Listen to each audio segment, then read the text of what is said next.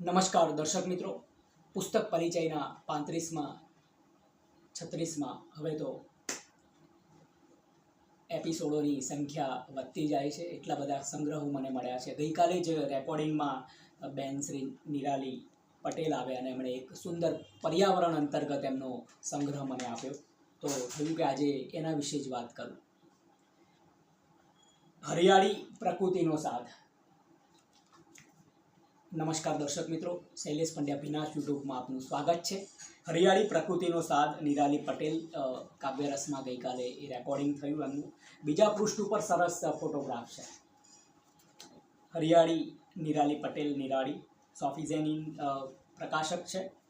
મૂલ્ય ₹200 છે. અર્પણ પાલનહાર પ્રકૃતિને. અને જાન્યુઆરી 2024માં આ પુસ્તક પ્રગટ થયું છે. પ્રસ્તાવના સ્નેહલ પટેલ લખે છે, ચેરમેન ગુજરાતી બુક ક્લબ, કવિ, ગીતકાર અને સંગીતકાર. અમારી ગુજરાતી બુક ક્લબમાં ખૂબ જ સેવાભાવી અને શાંત પણ મજબૂત પ્રકૃતિના નિરાલીબેન ટૂંકી વાર્તાઓનું પુસ્તક લઈને આવ્યા છે. ત્યારે તેઓને અભિનંદનની સાથે શુભેચ્છાઓ પાઠવતા ઘણી ખુશી અનુભવી રહ્યો છું. આ વાતો થોડામાં ઘણું કહી જાય છે. ક્યાં વાત હે. મનીષ પટેલ લખે છે, very nice and lucid and one would like to read and understand nature, life and related stories. વાવેજી ભલડી શબ્દાવલી, ઉગે એવી વૃક્ષાવલી, શિવમય અંતર મન કહે છે, પુરુષ પ્રકૃતિને આધીન છે. આજે મારે પ્રકૃતિ હરિયાળી રૂપી લીલાછમ ઘાસ રૂપી મેદાન અને વૃક્ષોથી ભરપૂર છે.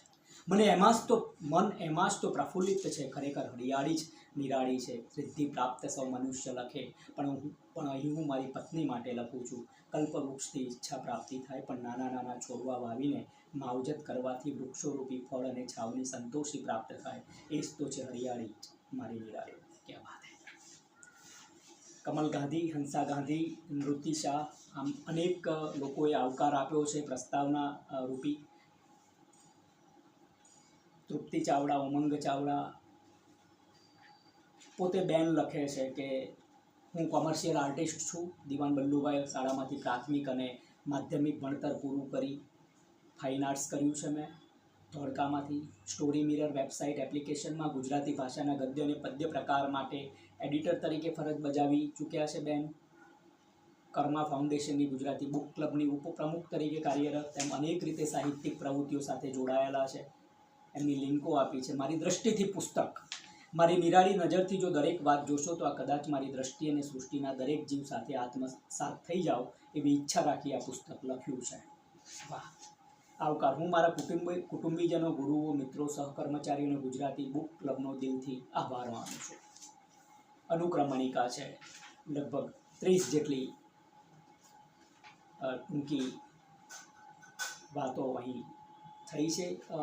પ્રથમમાં પરદેશી છે. એક પુસ્તક, એક ફોટોગ્રાફ છે ને પછી વાર્તા શરૂ થાય છે. Hey guys, have sun, have fun, cloud તો હવે ગયા એટલે મજા જ મજા. ચાલો આપણે સૌ સનબાથ લઈએ. પ્રકૃતિની વાતો છે સનબાથની. ઓમ વિષ્ણવે નમઃ. અહીં હરિભક્તિ પણ છલકાય છે. આપણી પ્રકૃતિની સાથે સાથે આપણા સનાતન ધર્મની વાત, કિચન ગાર્ડનિંગ કઈ રીતે થાય, ગૌરી વ્રતમાં કઈ રીતે જવારા ઉગે છે એમની બેને વાતો કરી છે. ભૂતિયા આંબલીનું રહસ્ય, ક્યાં વાત હે. સરસ. પાછલા પૃષ્ઠ ઉપર પણ સરસ ફોટોગ્રાફ લીધો છે. છેલ્લા પૃષ્ઠ ઉપર નિરાલીબેનનો ફોટોગ્રાફને વાત થાય છે પોતાની ગુજરાતી ભાષામાં પ્રકૃતિની વાચાને ઝીલતી વાતોને કંડારવાનો નિરાળો પ્રયાસ. પ્રકૃતિ જ જાણે આપણને તેમની વાતો દ્વારા સંદેશો આપતી હોય તેવી અનુભૂતિ કરાવનારા પુસ્તક દરેક ઘરમાં હોવું જોઈએ. ક્યાં વાત હે. પુસ્તક પરિચયમાં આજે આપણે હરિયાળી પ્રકૃતિનો સાદ વિશે વાત કરી છે. આપને ગમી હશે. નમસ્કાર.